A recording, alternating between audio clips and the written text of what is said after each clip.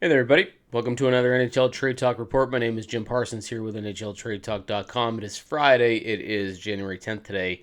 It has been a wild day in the NHL, especially with regard to the Boston Bruins, and a report that surfaced that David Pastrnak, and Brad Marchand were having a rift of sorts, where a report from Rich Keefe suggested that Pastrnak did not want to play on the same line as Brad Marchand, and that he had told the coach that, and that there was a big problem, and the dressing room was a disaster.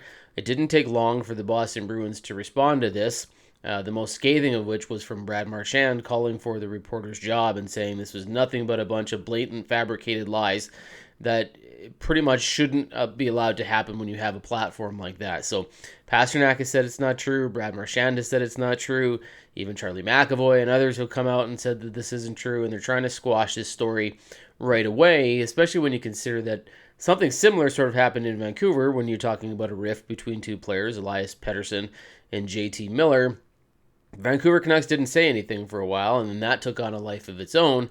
And now what we're getting is trade speculation and talk in Vancouver because everything has spilled over into their on ice play. And the Boston Bruins did not want that to happen. Brad Marchand specifically said that he did not want this to become a story because it was just so untrue and so inaccurate in terms of this reporter didn't fact check or just made it up, and the Boston Bruins aren't having it. So it's been a really wild day here for the NHL and Boston Bruins. There's also talk that Rasmus Andersson is not wanting to leave the Calgary Flames, despite a report from David Pagnotta of the fourth period that he'd be open to and welcome to a trade out of Calgary.